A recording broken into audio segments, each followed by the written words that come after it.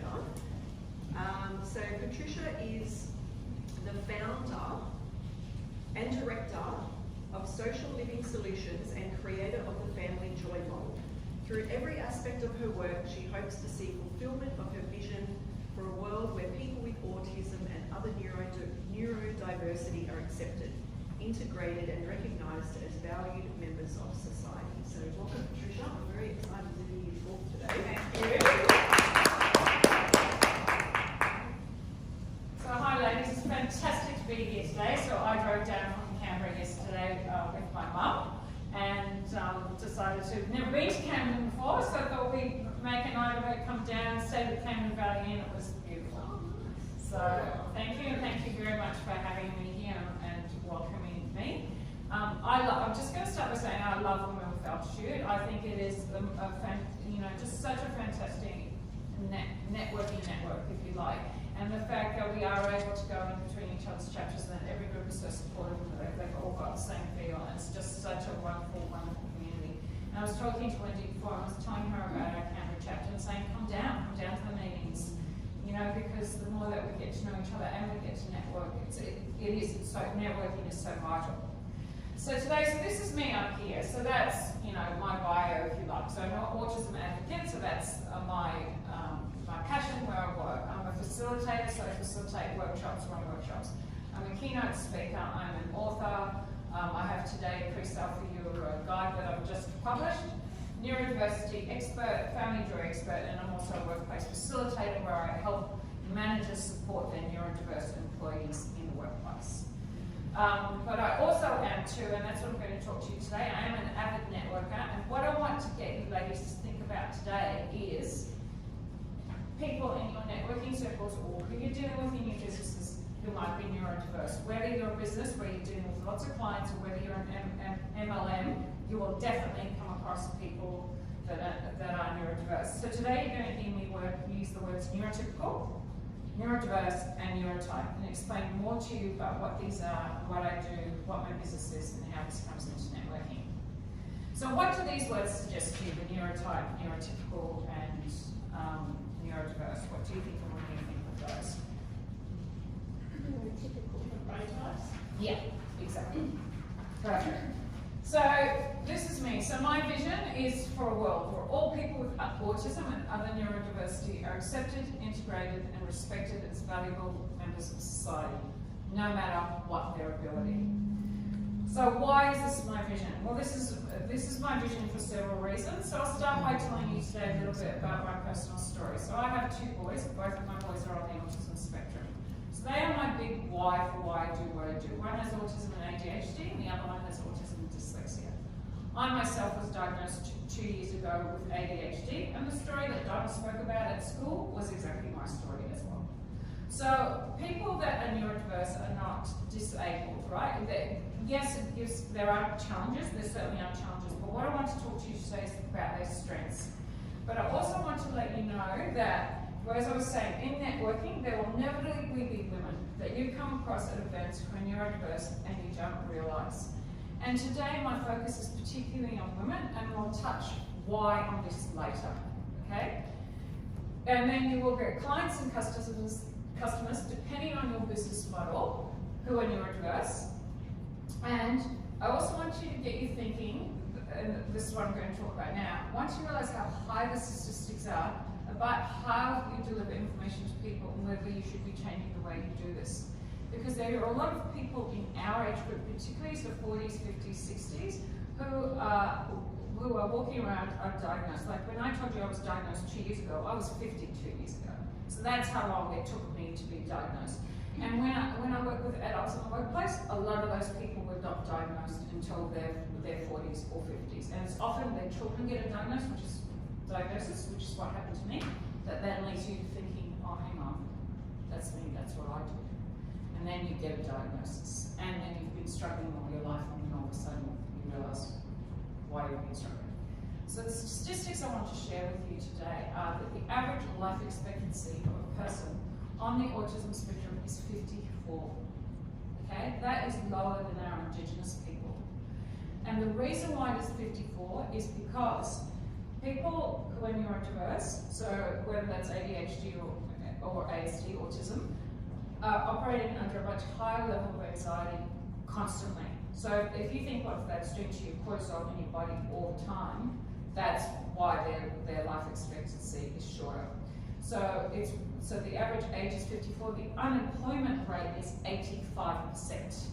Okay, so that's really important. So that's why I'm talking to you today, particularly if you have kids or that you suspect are on the spectrum. Diagnosis is critical because the earlier we get in and the earlier we help these kids, the better their future is. So as I was saying, 85% is the unemployment rate of people who are neurodiverse. Sorry, can I just ask you a quick question? Do you speak in the schools with teachers? I work in schools, I could go in, but no, I don't speak in schools. Yeah, because schools are very hard to break into. That's why. But I work with clients who go to school. And just to make you, so these are just some figures, and these figures are pretty alarming. And the mental health and anxiety conditions that go along with having autism or ADHD, most of us will have anxiety, most of us will have depression. That's pretty common. So that's what these people are dealing with on a day-to-day basis. But what I want to get you to think about today is how high it probably is in the adult population. So they say it's 1 in 54 people. I believe it's much higher. Even in my work, I believe it's much higher. I can see it's much higher than that. But that's because that's where the stats sit at the moment. I did read stats recently that have come out from the US where they say they think in the United States it's 1 in 7. So it's massive. So what is neurodiversity? So this is, so just as no two individuals are the same, neither are brains. So neurodiversity is just a different wiring that gives individuals different strengths, talents, and gifts that are unconventional, and they are unconventional, like, you talk about them being quirky and things like that, and therefore people who are neurodiverse have great innovation and invention. So neurodiversity is autism, it's ADHD, but then with neurodiversity, there's this terrible word that we have what are called comorbid conditions. It's a dreadful word, but it's the word that is scientifically used. And those comorbid conditions, so you will have autism or ADHD. It's very rare that you will have those alone. You will often have, you can often have OCD with it. You can often have ODD with it. You can often have dyslexia with it, dysgraphia, dyscalculia, and other mental health and other conditions. And then of course there's the anxiety and the depression.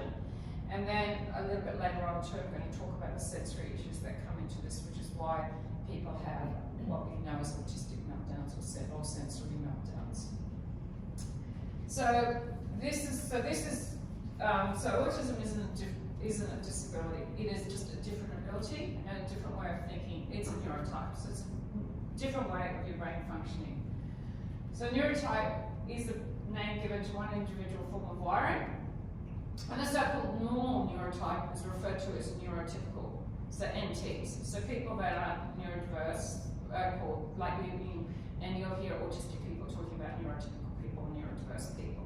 And neurodiverse, I was reading about it yesterday, is an interesting, there's a lady, and I can give you her name afterwards, and she did a PhD in 1998, and she is the one who coined this phrase neurodiverse and started looking at diversity and diverse brains. What I'm saying is I don't necessarily think neurotypical is the most typical brain. We think it is, but I think it's just because we've just touched the tip of the iceberg in diagnosing people and actually recognizing neurodiversity and how many people are actually neurodiverse. Because when you look at all those comorbid conditions that sit with it, those people with dyslexia and dysgraphia and all those conditions, they're neurodiverse as well. They have brains that think differently. They will often have sensory issues together with their dyslexia. So you can have those things stand alone, but you still will be neurodiverse. You won't be neurotypical because your brain thinks differently. Dyslexic people think differently. They're often very creative. They have the ability to think outside the box, which is why they're so good, with maths and numbers and things, because they're often like your engineers, your architects, people like that. So I just want to talk to you a little bit today about masking. and what masking is, because this is why I believe that the stats are higher than what we think they are. Okay? So, females mask. So, females with autism mask. So, they used to think that it was every 1 girl to 4 boys. So, autism and ADHD were always seen as male conditions, if you like. That only males could have autism and ADHD. They now say it's 2 in 4 2 females, I beg your pardon, to every 4 males, but I actually think it's even across the board. For example, to give you an example, my work, and I work with teenagers and children, 80% of my clients are female, 20% are male. So, but what girls do is they mask. So how masking presents, so if you think of preschool, you know how with boys you've got that typical where we think if they line up the trains, you know how there's all that typical stuff with autism with males, right? And yes, that is what boys do, and the reasons why they do that is because people on the spectrum control is very important, right? So they like to have a sense of control because the world is so sensory stimulating for them that they feel that need control. Girls don't do that. Girls will know that something's up, and this has to do, and I can say this because I'm in a room full of women, that we are very different to men and we do mature quicker than boys. So girls realise something is up, right? And so what they do is they watch other girls in the preschool room or the kindergarten, and they mimic them. So they mimic the play, they mimic the play with dolls, they mimic the tea parties, they mimic, so they're constantly watching, so you think they're like hyper vigilant, constantly watching it, and they're constantly watching other girls and how they act, and then they're mimicking that behaviour. Now, what this does later on, and girls are often misdiagnosed with bipolar or anxiety, or they develop eating disorders, all this, because they're masking their whole life. That autism diagnosis gets missed, and then they develop other conditions, comorbid conditions, because they haven't been diagnosed. So that's what's happening with females. So typically, like me, diagnosed 2 years ago, I masked my whole life. You develop ways to cope, and you watch, and you know, in school I always struggled. I do, you know, struggled with friendships, all those sorts of things, because I'm not the typical female. But of course you don't know what's happening, so you're just kind of watching, thinking, oh, do I do this, do I do that? So that's what girls are doing. So it puts them under a much higher propensity for mental health issues and anxiety.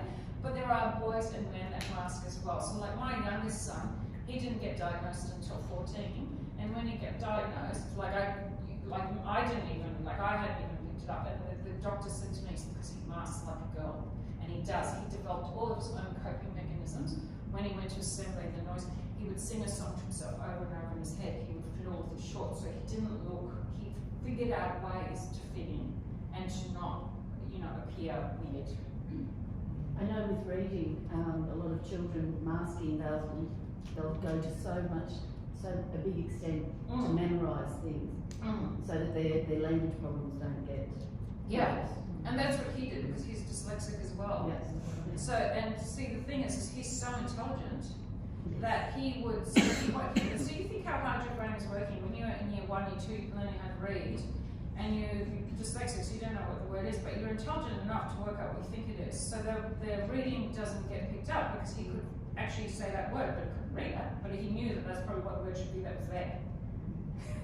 So, you know, so I didn't, like, the dyslexia got picked up when he was in year 2, because I kind of noticed, and we have dyslexia in our family, so I kind of thought, something's not right here. But a lot of people, and because often these people are so intelligent, so they're operating under these massive levels of anxiety all the time, and he just thought that was normal. He just thought that's what everyone else happened to everybody else. So this is, so every individual, this is now, I just want to talk to you a bit about sensory issues, because this is really important too. So every individual will experience sensory overload differently, and will not be the same for any 2 people.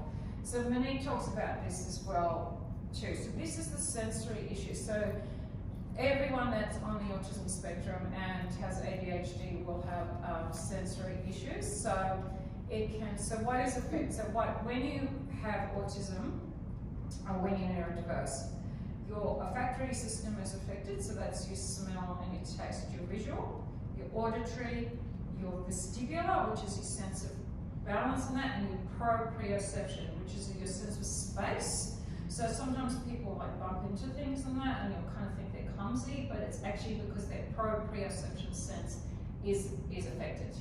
So these are the senses that are affected. So what this often means is that the world is too fast for them. So someone standing up here like me and talking, you know, so if you think in a workplace, in a classroom, if you're giving that person instruction, and virtually me talking to them like this would come out like garble, okay? Because their processing speed is affected in their brain and their executive functioning. So you need to think of different ways that you give them information. So in workplaces, in networking groups, things like that, it's called scaffolding. So maybe you need to break it down, you know, and you break it down and often give them written as well as verbal instructions at the same time, because they will have difficulty. Like if I said to my son who's 18 when he was little, if I said, okay, put your socks on, put your shoes on, get your lunch, put in your bag and get in the car, all he would hear is, put your socks on. None of the rest of it would happen, right? Because he's trying it and he can't remember any of it. So that's what's happening. So that's what I mean by too fast. And for some people, it's too bright. So it's lights. So it's lights. So sometimes, so for example, when I'm going into workplaces now, I'm looking at where people are sitting. So if they're sitting directly, sometimes it can be the brightness of the light. Sometimes they might need to sit near a window. Sometimes they might not need to sit near a window. So and that's why shopping centres are so annoying for them, because when you think it's all like colours and lights and bright and noisy, and so that's typically why they find shopping centres so difficult. So that's the visual, that's the too bright now. But also with the visual too is this too loud. So noises, so firecrackers, champagne bottles, balloons. So now one thing though to mention to you is that they can be overstimulated. Some people can be under.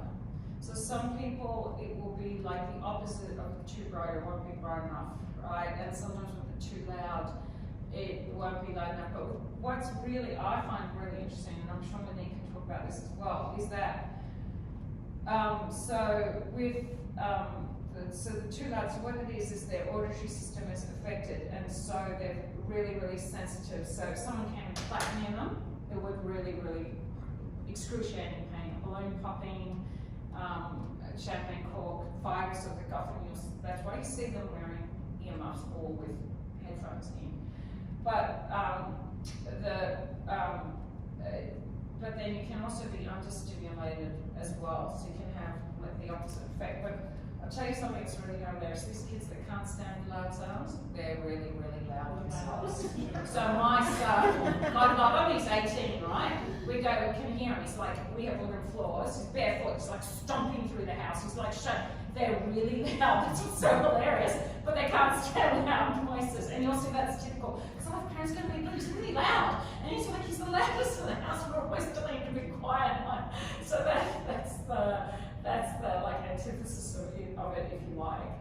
And then the last one is too tight. So it can be like clothing. So some of you might have heard of labels, like you'll have to cut the labels back off clothing. Woolen clothing can be really kind of like itchy for them. And that's why you'll see some of them don't wear, they have difficulty wearing shoes, some of them might not wear underwear, some of them might, because things that are constricting on their bodies, it really throws their vestibular system out. So that's where, that's what the too tight is those feelings. Maybe opposite as well though. Yeah. Like Yeah, because like, and then that's where they want the tight feedback, the pressure. Yeah. So just thinking about this too, as this is also applies to adults, so this can be going on, so there could be somebody sitting in here.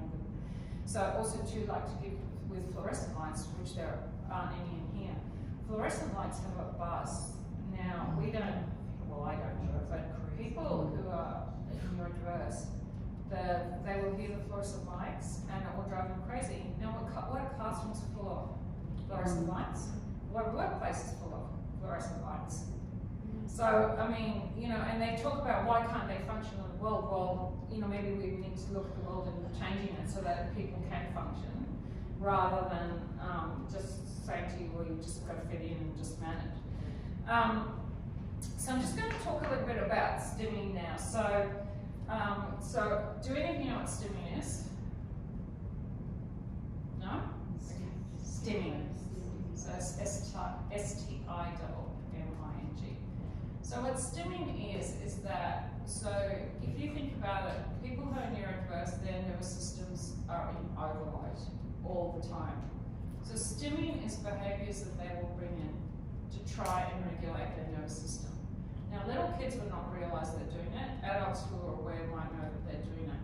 So what stimming is it's the hand flapping. They might do this, might put their fingers, they might tap pens, they might the fidget toys that you showed me yesterday, so they'll have the fidget toys. So, well, what they're actually doing is trying to regulate their nervous system. So you know how I was talking about that tightness? So like with some kids that I've worked with, like their parents literally will go and get a pillow, put the pillow on top of the child and lie on top of the child because the child needs that feedback to regulate their nervous system. So that's what stimming is. So it's different, but there'll be all people have all kinds of different stims. It can be like things that you won't even. It could be like an eye twitch. It can be it could be like an eye twitch. It can be verbal tick. Can be noise they make. They could like sniff all the time. Like I had a young girl that I work with, and she would just go. I thought it was an anxiety. I've got a girlfriend I used to work with, she'd always sniff. And Yeah. I'm like, it's alright, just relax. And I used to pick up on it. She'd start sniffing when the pressure was on. Yeah, so that can be a stim. Because people who, also too, because adults who are, and particularly ones who aren't diagnosed and don't know, they'll develop these habits but they won't know why, that they're actually trying to regulate their nervous system. Yeah. So, so what happens, so this is what, meltdowns are different to tantrums, okay? So an autistic meltdown is when that sensory overload becomes too much and the stimming doesn't work, okay? And you just get to the point where you can't cope. So with kids, you will see the typical in a shopping centre screaming, right? But that's what you will get, okay? And then you get, like I had to happen to be in a shopping centre once where a woman came up to me at Coles and told me that I was a bad mother and I control my child. Like, okay. Well, actually, at that stage, I didn't know that he was on the spectrum because my eldest was diagnosed when he was 8. But yeah, these are the judgments that you get. Okay, so you don't know. But that kid was in sensory overload. He wasn't a naughty. He was just in sensory overload. And there's no such. I have another thing. I've got another meme that I have that is children don't misbehave. They behave to get a nickname. Okay, they don't misbehave. So. But that's what meltdowns are like. But in the with adults in the workplace, what a meltdown will look like is I've got one guy that I'm working with at the moment, and he's like a keyboard warrior. So he's just like because he can't control himself. Okay, so that's what will happen, and that's what could happen in a networking sense, where somebody might blurt out something that's really inappropriate, and it might actually be because they're in sensory overload, and they're feeling overwhelmed, and they don't know what to do, and the wrong thing comes out. So that can be a meltdown as well. So it can be like that kind of where they'll kind of like trip over and it's almost like they've lost control of their senses and all this stuff is like they're learning all this stuff out that's really inappropriate.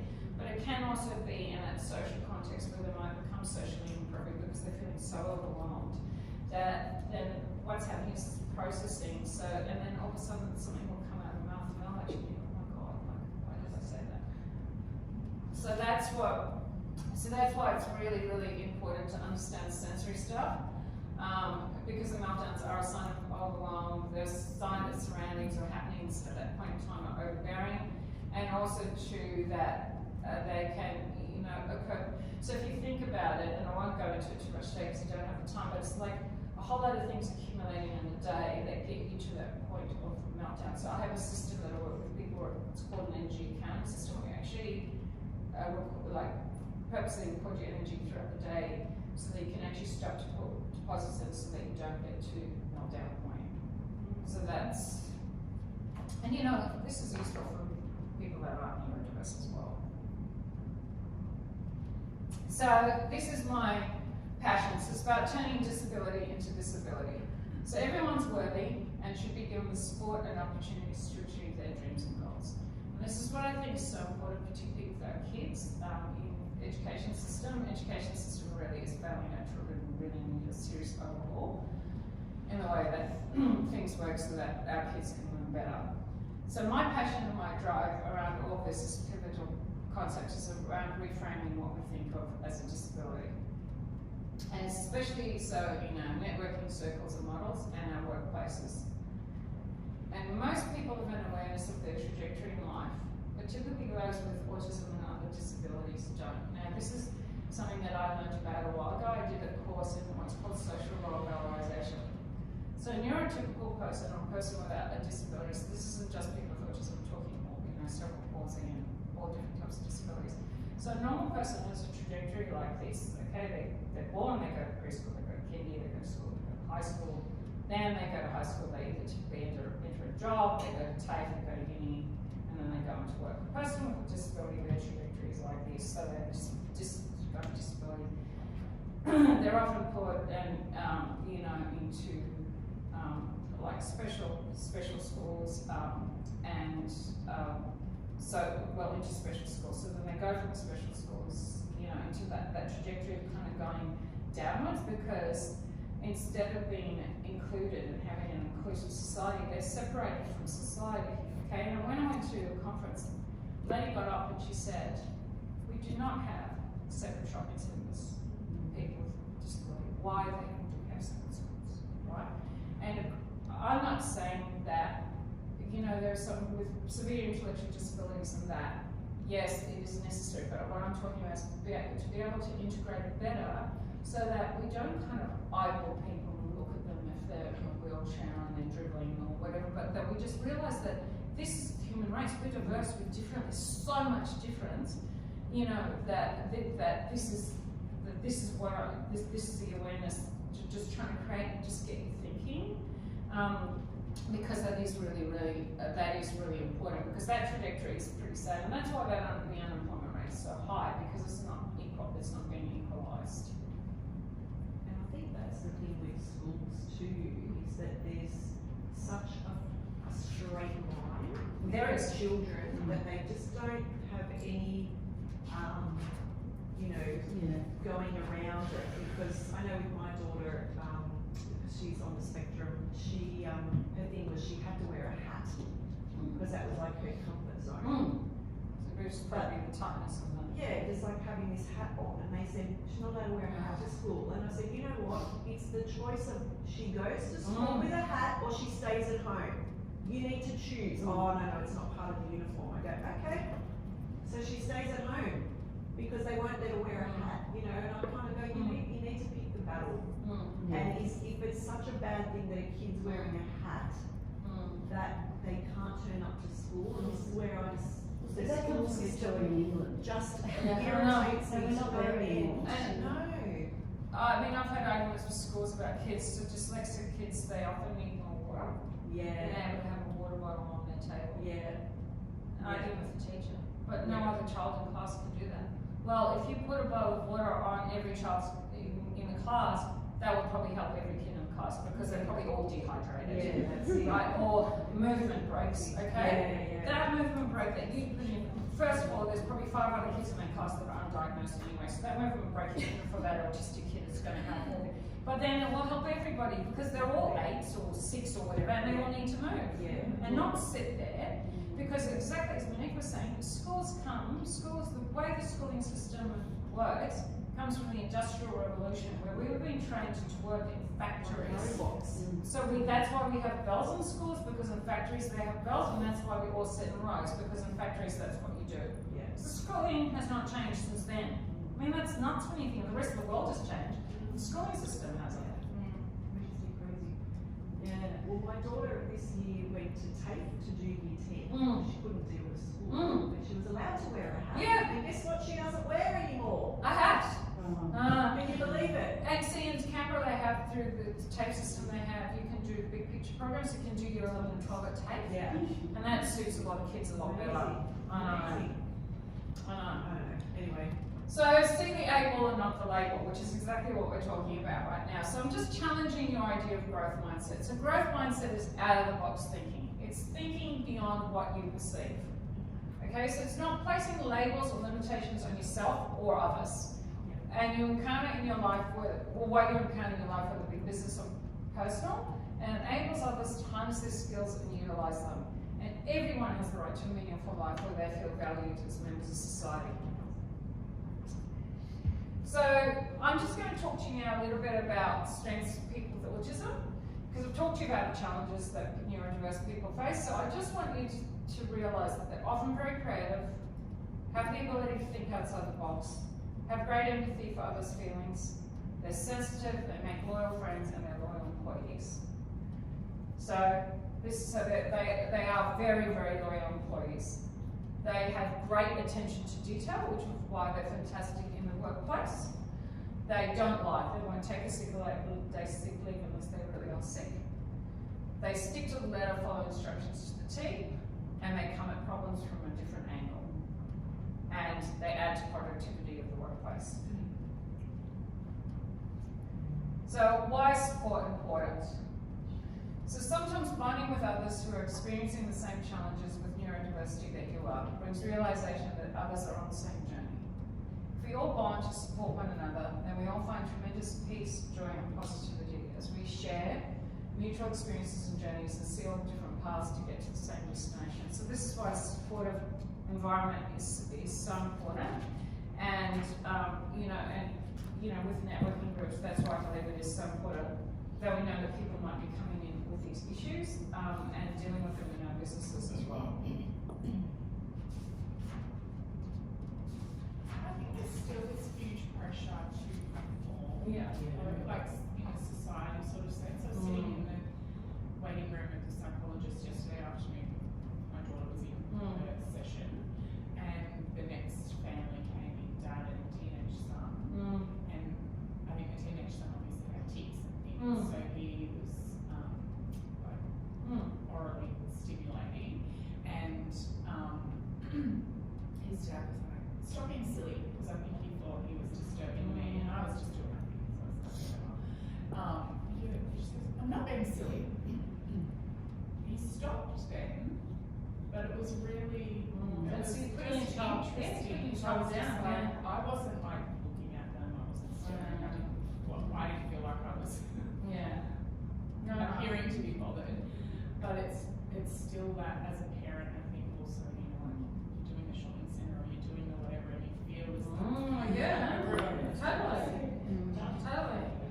So success is possible for individuals with autism. So they're often great actors, famous musicians, amazing inventors, and major contributors to society. So here's some famous people we know who are all autistic. So Steven Spielberg, Dan Aykroyd, Daryl Hannah, Anthony Hopkins, Richard Branson, Thomas Edison, and they're pretty sure that Mozart was as well, and Einstein, obviously.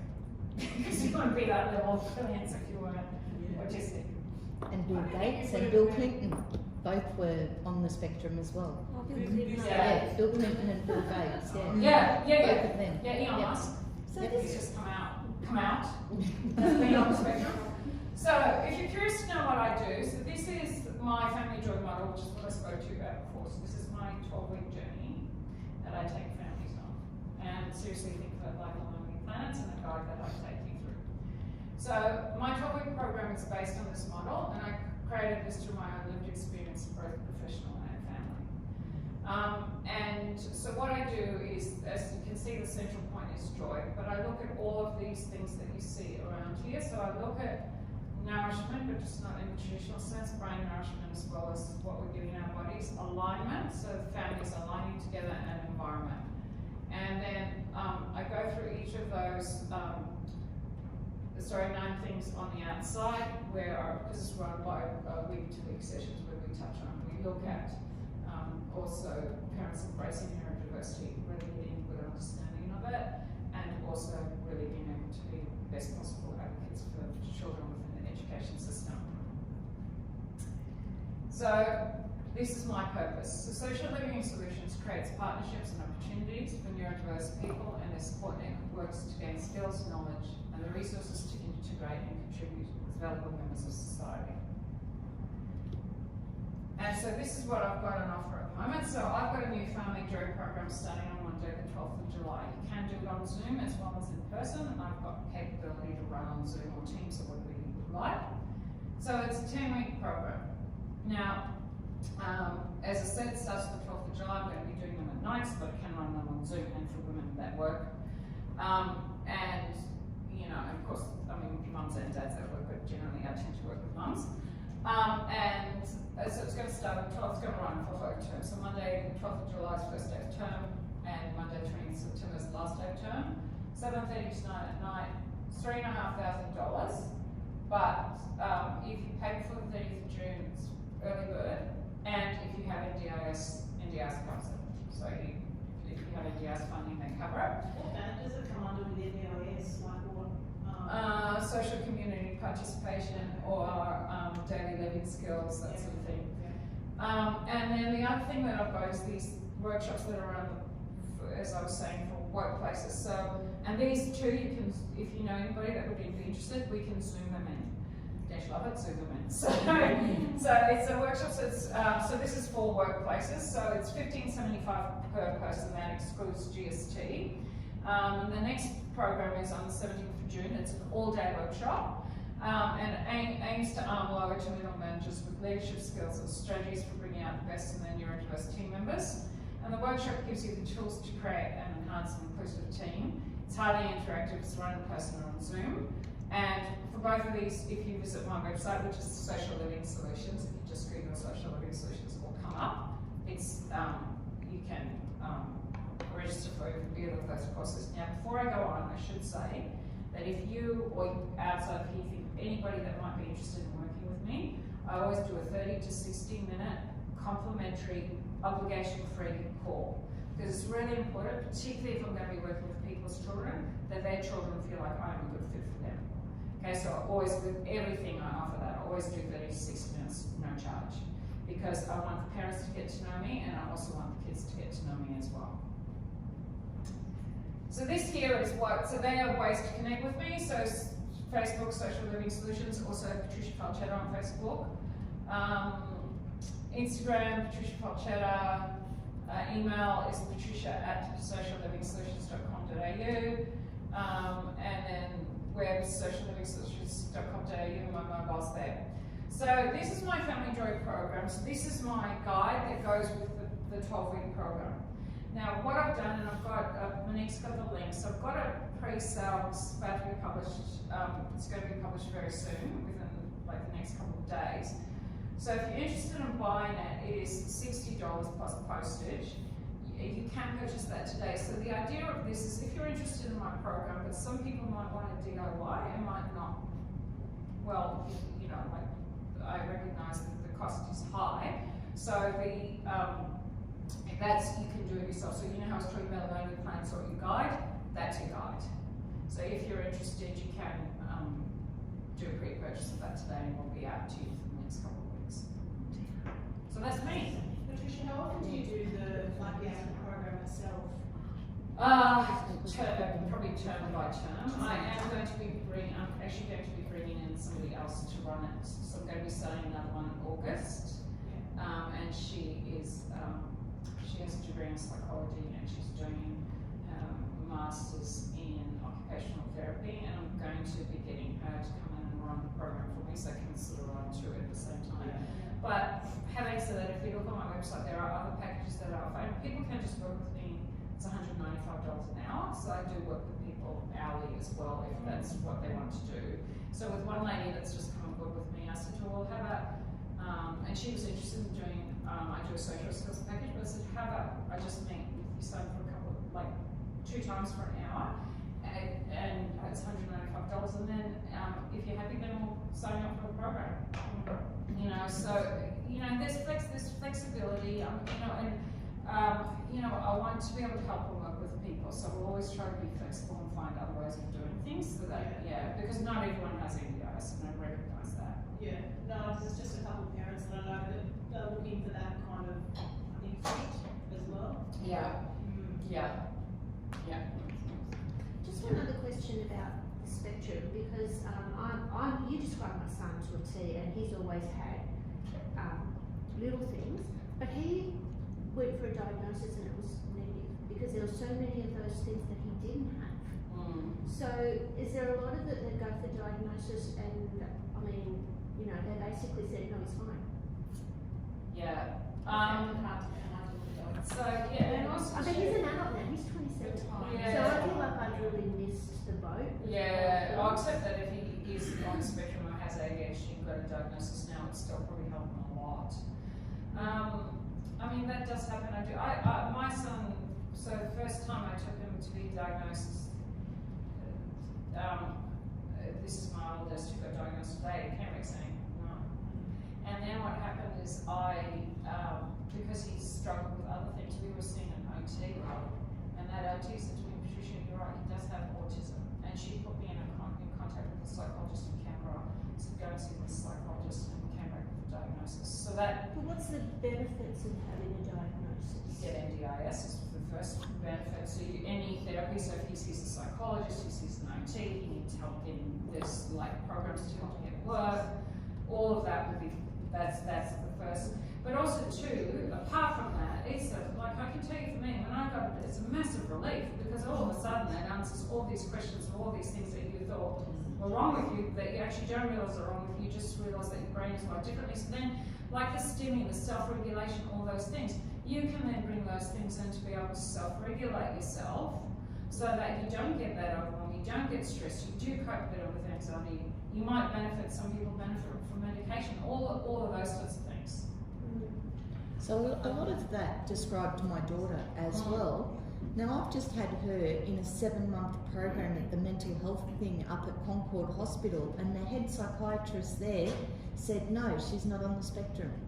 So today she's still at home in bed. You know, yeah, like, I heard you say so that. Yeah, school that's- abuse is common. yeah. So where do I go next? Because I'm at a loss. Yeah. Yeah. We're going to run out of time. Can we just park Yeah. that question and maybe you guys can talk Yeah. at the end, because I know Thank we you. have to make an escape on time or soonish. So can we? Do you guys Yeah, want no, to that's connect in fine. after to talk so we can just wind up the meeting? Is that Yeah, right? of course, absolutely. Like we could talk about this for hours. Yeah, I love it. we could. Yeah. I'm gonna have to get you back for another, or maybe a Zoom connection Yeah. talking about this. And I'm happy, look, if any of you want to chat on Zoom, I'm more than happy to. Like always. Yeah. Thanks, Patricia. Very enlightening. I love it. And I'll be definitely connecting with you Yeah, we to date. Yeah. Yeah. So you two need to connect 100%. Sure. Monique's got the link. It's Share it? on the group. It's in the group. It's already Yes, in the there. group. There you go. Yeah. Thank you, Monique. All right. Excellent. So, on that note,